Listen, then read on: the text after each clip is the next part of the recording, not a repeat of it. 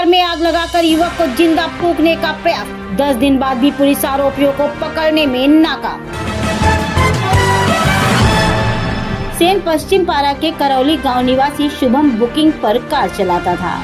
शुभम की मां ने बताया कि गांव के ही शोभित मिश्रा ने अपने बेटे शुभम से 1.5 लाख रुपए उधार लिए थे।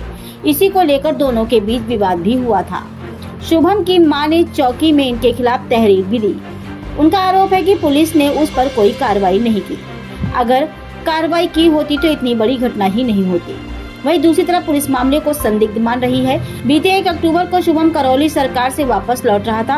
रात लगभग 1 बजे अचानक उसकी गाड़ी पंचर हो गई। इसी बीच 4-5 लोग आकर शुभम की गाड़ी में पथराव करते हुए आग लगा दी और उसे जिंदा फूंकने का प्रयास किया। हमारा चैनल इस कथन की पुष्टि नहीं करता। किसी तरह वह अपनी जान बचाकर जंगल में छिप गया। शुभम का इलाज इस समय उर्सला अस्पताल में चल रहा है। 10 दिन बीत जाने के बाद भी कोई कार्रवाई न होने पर आज सैकड़ों की संख्या में लोगों ने सेन पश्चिम थाने पहुंचकर थाना प्रभारी से बात की। उनकी बात से संतुष्ट न होने पर परिजन धरने पर बैठ गए। एसीपी ने मौके पर आकर निष्पक्ष जांच कर आरोपियों की गिरफ्तारी की बात कही है। कानपुर से उत्तर प्रदेश ब्यूरो हेड पप्पू यादव की देखा।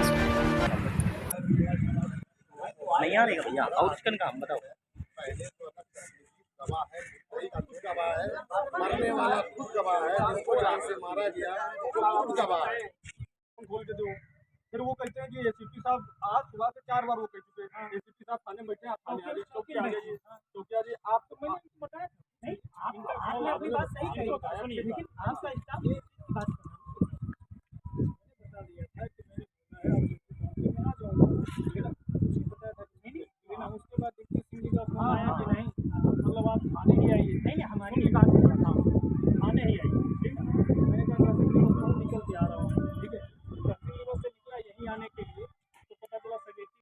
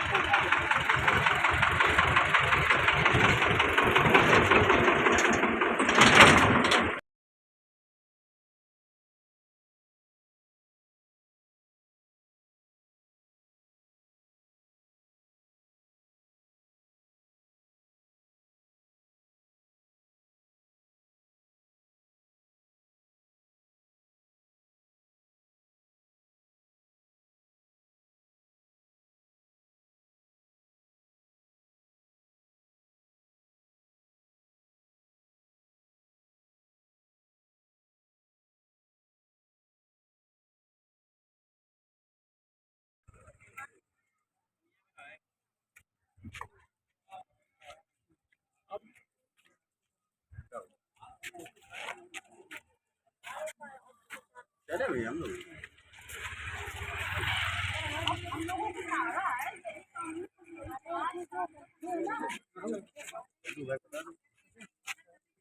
अरे बबलू भाई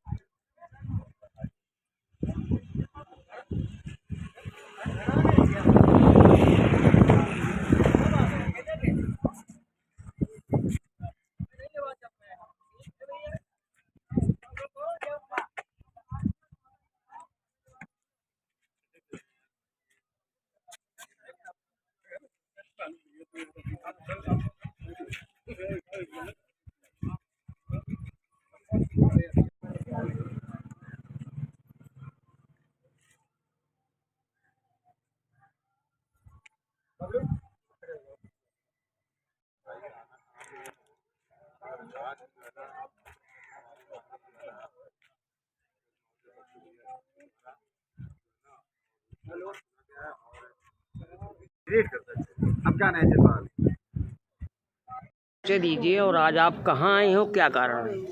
बबलू पासवान, जिला उपाध्यक्ष हूँ भाजपा से। और हमारे रिश्तेदार हैं शुभम पासवान जी, उनकी माताजी हमारे बगल में खड़ी हैं। एक की रात में मुझे फ़ोन आया कि उसके साथ, शुभम के साथ कुछ लोगों ने उसको गाड़ी में डाल के आग लगाने का प्रयास किया, जिस पे हमने यहाँ कुछ लोगों से बात भी करी, उनके रिश्तेदारों से बात करी।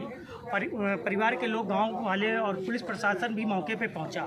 2 घंटे की छानबीन के बाद उसको बुरी हालात में वहाँ उसको बरामद किया। झाड़ियों में वो पड़ा हुआ था। प्रशासन के द्वारा उसको सीएससी में एडमिट कराया गया। सीएससी से उसको उर्सला हॉस्पिटल में एडमिट कराया गया। आज भी वो उर्सला हॉस्पिटल में उसका इलाज चल रहा है और प्रशासन के द्वारा अभी तक केवल आश्वासन दिया जा रहा था। आज सीओ साहब से क्या बात हुई? आज पीड़ित पक्ष जब थाने आया, हम सब लोग परिवार के लोग, रिश्तेदार, समाज के लोग और जिन लोगों ने साथ दिया वो सब आज से यहाँ खड़े थे। वो केवल प्रशासन से ये पूछना चाह रहे थे कि प्रशासन ने 4 दिन में क्या कार्रवाई करी अभी तक। तो सबसे बड़ी बात ये होती कि 4 दिन में प्रशासन ने कौन सी कार्रवाई करी। और आज अभी जब मौके पे सीओ साहब आए तो सीओ साहब ने ये आश्वासन दिया है कि कहीं ना कहीं हम इस केस को जल्द हम खोलने का प्रयास करेंगे और दोषियों को जल्द हम सजा दिलाने का काम करेंगे। परिचय दीजिए और आज आप यहाँ क्यों आए बताइए। महोदय, मैं खागल पासी डिंगावा निवासी शिरोमणि महाराजा बिजली पासी आर्मी का राष्ट्रीय अध्यक्ष हूँ। ये हमारे समाज के लोग हैं, हमारे परिवार के लोग हैं, जिनके साथ ये 1 तारीख को रात में जो घटना घटित हुई है, जानलेवा हमला और जान से मारने का जो प्रयास किया गया है, उसकी जानकारी मुझे सुबह 4 बजे हुई थी महोदय जी। इसलिए जो है हमारे समाज के लोगों ने तत्काल रात में ही जो है ना इकट्ठे होकर हमारे माननीय बबलू भैया जो बीजेपी से हमारे उपाध्यक्ष हैं, जिला उपाध्यक्ष हैं, भैया के द्वारा ही सभी समाज के लोगों को और सभी लोगों को, क्षेत्रीय लोगों को जानकारी हुई। हम लोग सब लोग इकट्ठा हुए। उसके बाद रात में ही भी चौकी इंचार्ज महोदय के द्वारा NCR दर्ज कराई गई और वहाँ पर जो है ना चाकू छुरी ये सब घटना स्थल पे बरामद हुआ है। हमारे जो है ना पीड़ित परिवार को जो है ना अभी तक इस घटनाक्रम में क्या हुआ? अभी तक आज हम जो है ना ये थाना सेन पश्चिम पारा में आए हुए हैं। एसओ महोदय से जो है ना मुलाकात करने के बाद लगभग 3-4 घंटे हम लोग रुके। एसीपी आपको धरना भी यहाँ देना पड़ा, क्या वजह थी? एसीपी महोदय का आगमन होना था, वो हुआ। उसके बाद एसपी महोदय जी के द्वारा हमें आश्वासन दिया गया है कि हम जो है ना अपराधियों को छोड़ेंगे नहीं और तत्काल उनकी गिरफ्तारी अवश्य कराएंगे। ऐसा उन्होंने महोदय जी ने, एसपी महोदय ने हमको आश्वासन दिया हुआ है और पीड़ित परिवार की तत्काल मदद कराई जाएगी। इसी आश्वासन को लेकर जो है ना हम लोग आज यहाँ से जा रहे हैं और मैं प्रशासन को कोटि-कोटि धन्यवाद देता हूँ कि हमारी बात प्रशासन ने सुनी और हमें मदद करने का आश्वासन दिया। इसके लिए मैं धन्यवाद बोलता हूँ। माता जी, क्या घटना हुई?